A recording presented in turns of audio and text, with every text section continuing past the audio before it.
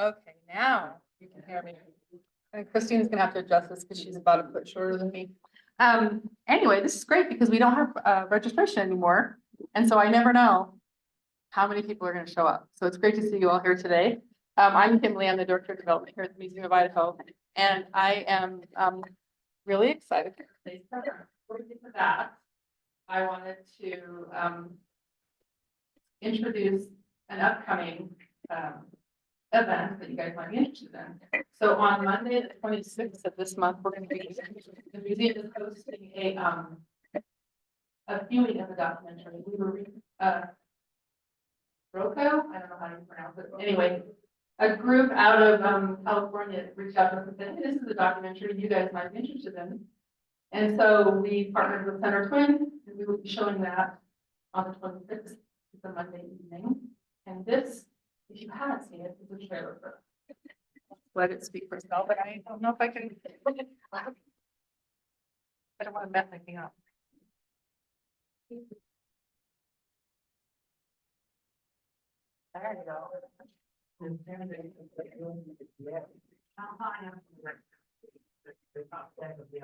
Maybe two moms. Why building? Everyone has an archive of sorts, diary, hard drive, even the pyramids in Egypt. I'm not a filmmaker. Recently, a sort of madness has overtaken me, a fear of losing the footage I collected. We're all asking at some point, what in this world is worth saving? Why don't we have the story of every person who's ever lived? I started this project called Memory of Mankind, Mom Project.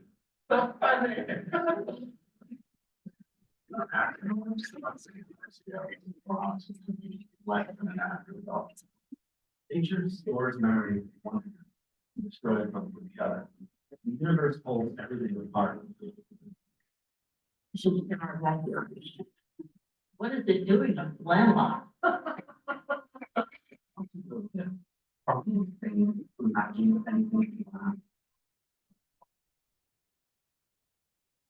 Mark said everything. I'm looking for from Cisco. They cannot affect some wildlife. You can go anywhere on Earth to find archives. But here's the thing. By exploring the archives, we change it. When you say the act, you're talking yours act? This will go beyond all of our depth.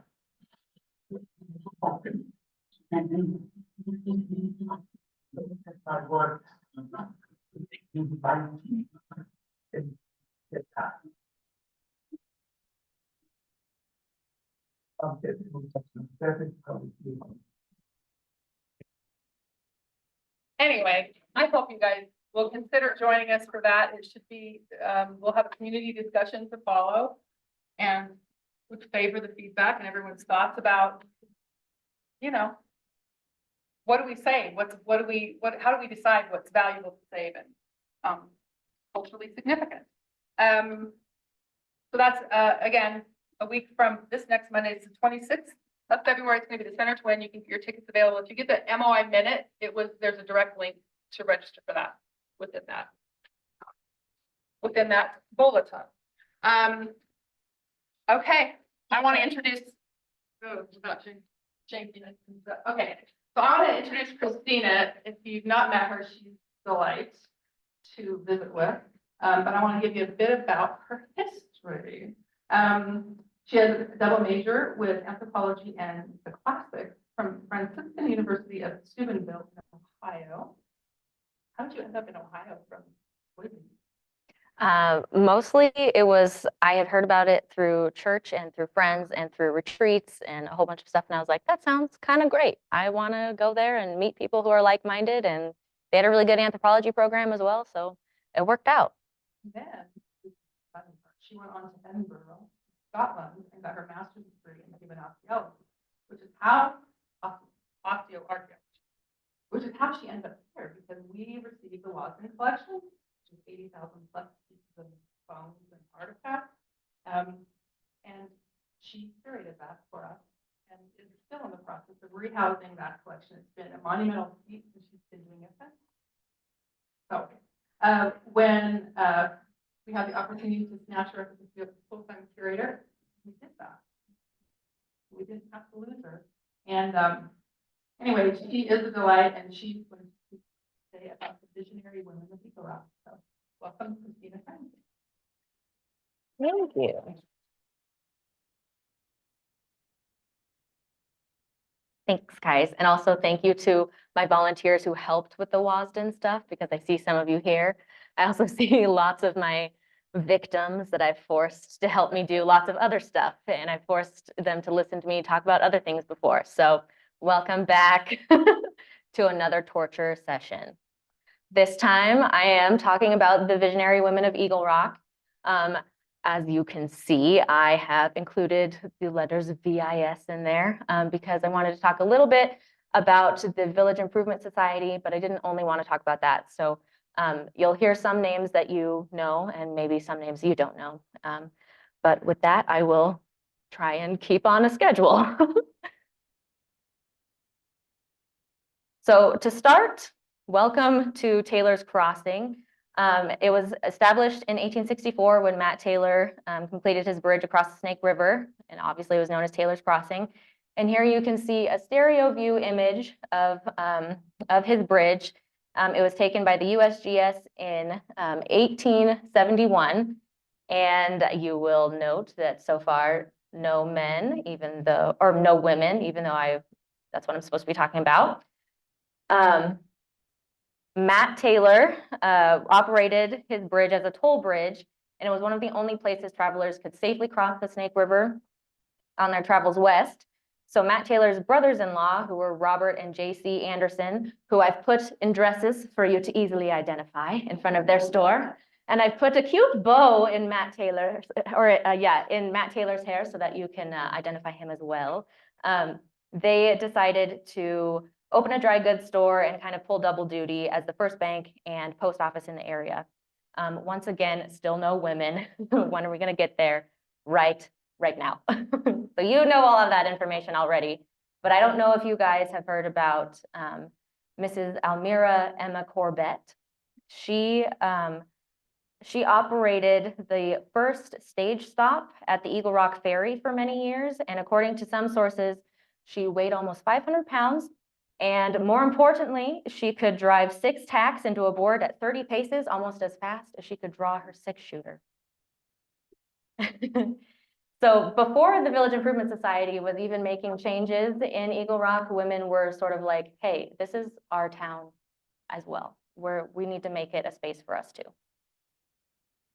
This is a cartoon from a newspaper, cleverly entitled, Mrs. Corbett Lowers the Boom. The holiday stage stop regarded Mrs. Corbett as one of their most valuable assets, and she was sent to basically all of the trouble stops along the stage line. And she was described as high-tempered. She knew no fear and was quick to resent criticism. At the Eagle Rock Ferry one day, she apparently stopped some threatened gunplay and is quoted as saying, "You and Jesse James might make folks run for cover back in Missouri, but in this part of Idaho, folks do as I say." And she punched that guy in the jaw and knocked him unconscious. So that's what that is a cartoon about. For sort of the rest of her life, she was known as being a kind of spitfire and also an early advocate for women's rights. When she was 31 years old, she was appointed as manager of Yam Patch Stage Station, which is near present-day Firth. And that was later named as Corbett Stage Station in 1873, and Mrs. Corbett was postmaster. She was married, so it was kind of interesting for me while I was doing research to be like, well, what was her husband doing? And he was managing the horses and pitching hay, and she was running the station basically. Then in the summer of 1879, she and her husband separated, and Emma was granted one of the first divorces in the territory, which was interesting. That was an interesting statistic for me to come across as well. She and her daughter then moved to Lava Station, and then in December of 1879, she became the postmaster there, and she met her future second husband. His name was Elias Dutchin Ray, and she married him 5 months later. And they sort of eventually left the stage business and entered the hotel and cafe business, and then they left that and decided to do ranching. And I came across a description of the two of them that said they were a lively couple and attended the dances at Blackfoot County seat given by the U.S. Marshal Du Bois and Sheriff Taylor. So in addition to being kind of rowdy, they were also people, which was fun to hear about. Emma also is said to have thrown a hot iron at Beaver Dick because he disputed the idea of giving rights to Indigenous women in the area, and Emma was like, "I'm not having that." So in in addition to advocating for women's rights in the town, she was also like, everybody who's living here should have a good life. She died in 1901 and Dutch died in 1918, and unfortunately their graves are unmarked. That's unfortunate for me because I like to know where people are buried. That's the osteoarchaeology coming out. I want to know where the bones are. Okay, so after she sort of set the stage for women to keep sort of growing and making Eagle Rock their town, Kate Curley came along, as well as a few other amazing women. And you've probably heard about Kate Curley, but I will still talk about her because she's amazing. She was born in Youngstown, New York, and was educated at Syracuse University, and she taught public school in Johnston, high school in McGregor, Iowa, and was an English professor in Simpson, Iowa. And while she was in McGregor, she met Bowen Curley, who she married in 1886. And then the two of them moved to Idaho Falls in 1892. And Bowen Curley, also famous. You know, we got a famous girl, we got a famous guy, a power couple, you could say. He founded and was president of the second bank in the valley, which was the Bank of Idaho Falls, and was a forerunner to the First National Bank of Idaho. Before they moved to Eagle Rock, a friend of hers wrote to Kate Curley that Eagle Rock was a sorry-looking town that was just sand, sand, sand, which blew 3 days in one direction and then 3 days back. So there was never any sand missing. And Kate was not super excited about that, but she was kind of a genius. So she was like, well, I'll move there and I won't be complacent. I'll make the changes that need to be made. And this is what she did. She founded a few different clubs and helped to grow the town in a bunch of different ways. So having left art and literature back east, Kate founded the Round Table Club in 1896, which was a study club for pioneer women who were seeking community like she was. And early meetings were devoted to the study of literary and historical subjects, which I thought was kind of awesome. When I first moved here from Boise, I had been kind of warned by my grandma, sorry grandma if you're watching this, that she was like, I don't know if Idaho Falls will be fun. I don't know if there's anything to do there really, because when I was younger and I drove through there, it was kind of small and maybe a little boring. And I was like, well, I guess I'll see when I get there. And while I've been working at the museum and going through the collections and curating the collections, the more I read about the amazing people who live here, the more I'm like, whoa, they were leading minds of the day, and they were right here in Eagle Rock in early Idaho Falls. So the fact that she was creating these clubs and helping women grow their minds and their intellect, and you know, that early on, I guess, kind of surprised me, which is unfair. It shouldn't have surprised me, but it did, and it was a pleasant surprise. So anyways, distressed by the moral and physical state of Eagle Rock, in 1898, the ladies of the Round Table Club expanded to form the Village Improvement Society, also known as the VIS. So now my pun should make full sense. Thank you. I see a nod. Thank you very much. The VIS was supported by dues of 50 cents a year, and the women primarily wore white. And for the small army of pioneer women, no task was too small. They did everything from asking for nails to be driven into the sidewalks so that people didn't catch their skirts on them and trip, to trying to get rubbish off the streets, and just basically everything. Kate Curley felt that complaint was good citizenship, which is probably why she was elected as president of that society. So again, as their first task, the ladies tried to like physically clean up the streets of Idaho Falls, which were very, very messy. I'll show you some pictures later on, and I'm going to be showing you them for a completely different reason, but if you pay attention a little bit, you'll see that in one of the pictures, the roads are dirt, they're mud. So everything was muddy, everything was messy. Horses were everywhere, cows were everywhere, cows were on the street. So they wanted to clean up trash. They wanted to make sure that there were sidewalks and places for people to actually walk, and make sure that those sidewalks were flat and even. So they placed trash cans throughout the town, and we have a replica box down in Eagle Rock. You've probably all seen that, but it's still cool. Also, kids can fit in there, just in case you wondered. So if you have kids or grandkids, you can put them in there. Only if they're being bad. Just kidding, don't do that. But anyway. So they also planted trees for windbreak so that the sand couldn't blow 3 days one direction and 3 days back. That was not good. So they planted trees. They publicly condemned horsemen who were using saplings as hitching posts. They planned parks, and they petitioned the city council to provide the necessary improvements, just anything that they felt needed to be improved. They would try to get it done. And if it wasn't getting done, they threatened to do it themselves. So most of the time, the city would do it. Physical beautification was not their only goal. They also wanted to clean up the town morally. So just like any other Wild West town, Eagle Rock it had its fair share of debauchery.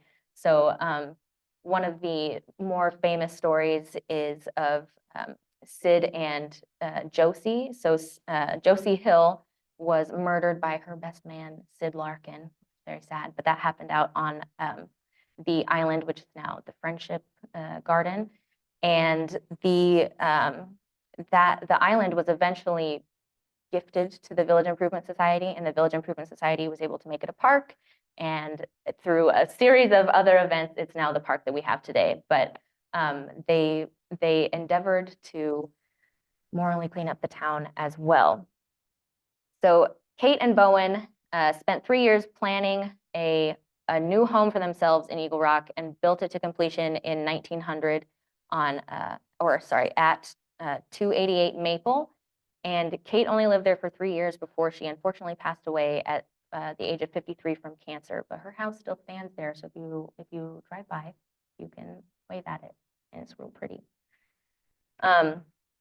So the image on this slide, I'll just draw your attention to that really quick, is it's an image of the preamble for the VIS. And when you guys came in here, on your seat was a little bookmark that also has the very same preamble on it. So if you want to be extra, extra cool, you can say the preamble to yourselves when you're reading a book at night. Okay. This is a historical image of the Village Improvement Society. Obviously, it did not have the comic book bubbles on there before, but in the comic book bubbles is the motto of the VIS. And it's a quote by Giuseppe Mazzini, and Chloe also, she told me about this before I knew it, but it's a pretty good quote. Slumber not in the tents of your fathers, the world is advancing, advance with it. So their whole MO was to lead the town in whatever capacity they could, which was pretty awesome.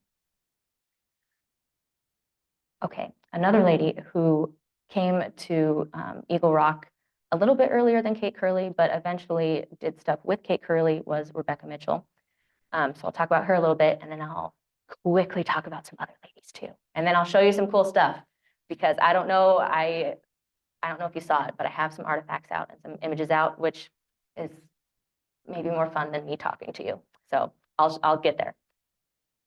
Shortly after the arrival of the railroad to Eagle Rock in 1880, Rebecca Mitchell and her daughter Bessie came to town. They arrived because after the death of her husband, the court appointed appraisers to go into Rebecca Mitchell's house and take everything back, take back all of her property except for her Bible and her hymn book, which were hers under the law. And that included things that she had brought with her from her father's house when she got married. So things that were like originally hers, they were like, meh, you got married and then now they're not yours anymore. And she was forced to buy back everything that she could, which was unfortunately not a lot. And she felt that that was an incredible injustice, both from a legal and a personal rights standpoint. And so being a Baptist woman and sort of another early advocate for women's rights, she decided that if it had been any other way around, and if she had left her husband a widow, she knew he would have been able to keep the property, and she knew that was unfair. So she decided to become as active as she could, promoting women's rights. And to do that, she waited till her sons were married and then attended missionary school in Chicago for a few months and then headed west to sort of champion everybody's rights. So after she arrived in Eagle Rock, she set to work promoting her goals, which were Christianity, education, temperance, and beautification. So that is a picture of Rebecca Mitchell, but I will show you a couple other cool images as well on these next slides. So for her goal of Christianity, she founded the first Baptist mission in Eagle Rock. And the backstory there is that when she and Bessie arrived, they were able to find lodging in a shanty. And on the first Sunday after their arrival, Rebecca turned it into a Sunday school. And then the following Monday turned it into a day school as well. And so she would just switch everything around depending on whatever task she was going to do that day. So, and they were sleeping in there as well. So it was like, I got Sunday school today. I guess I'm going to move the bed and make space for the students. So she would switch everything around, teach reading, writing, and arithmetic. And then 2 years later in 1884, finally construction began on Providence Mission, which was officially the first Baptist church in Eagle Rock. And it was located just down the road on Eastern Avenue. The mission would eventually have a reading room in the basement, but Rebecca is credited with the first lending library in town because before it was built, she would just lend books out from under her bed. If anybody needed anything, she would give it to them.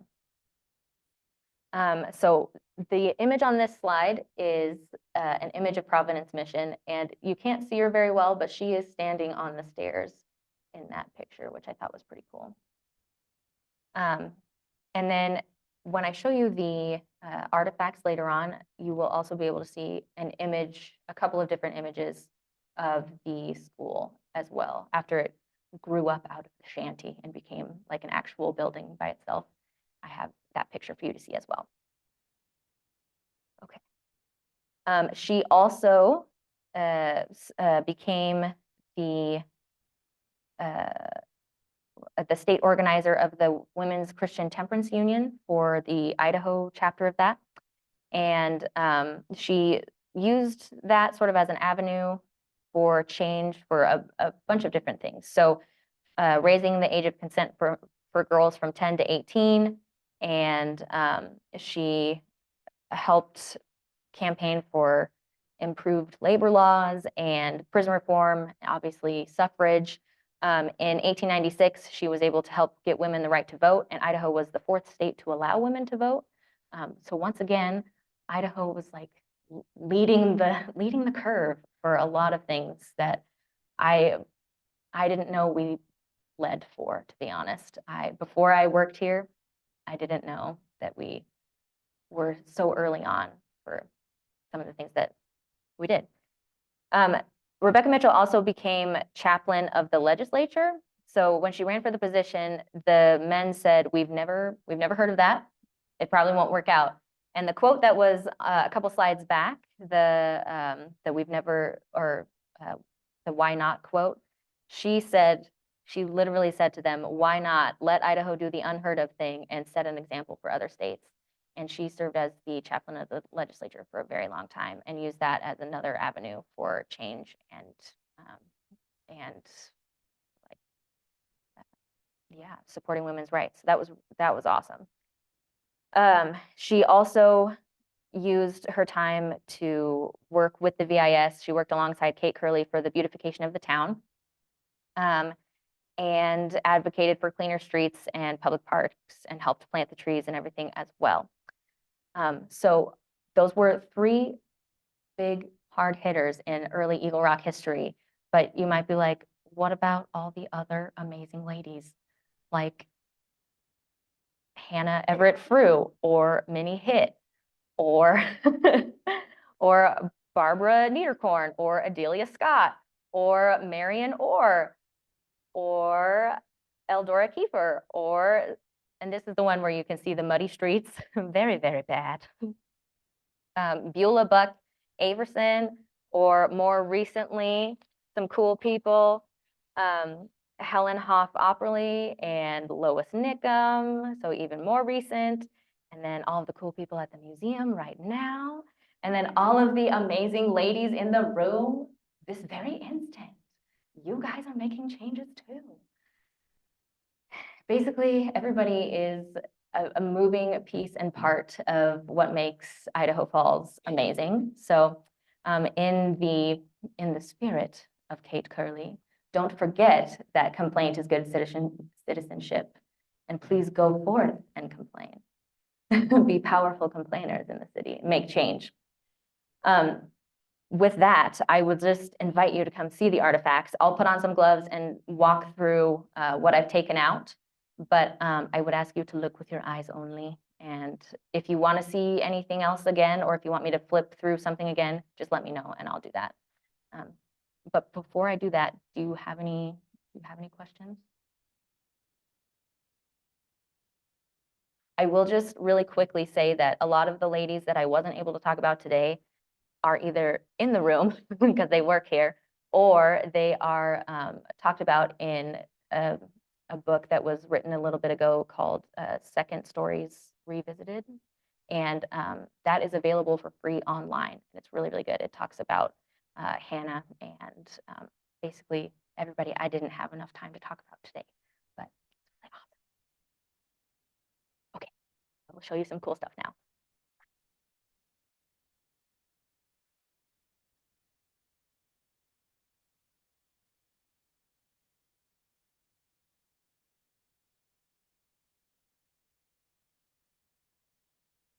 No, I was just gonna roll it weirdly, awkwardly to the like middle and then say, come on up, friends, come look at the cool stuff. Yeah.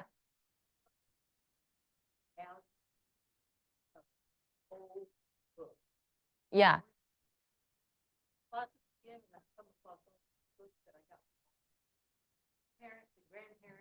Mhm. Right.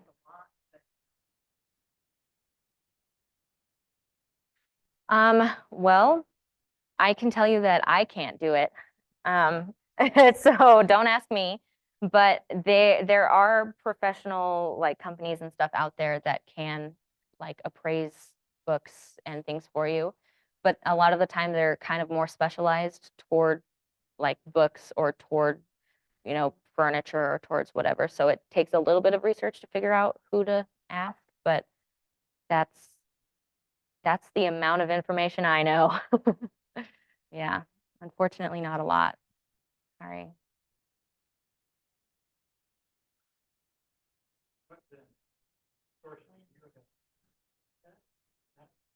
Cool. Cool. You guys are welcome to come up here if you would like to.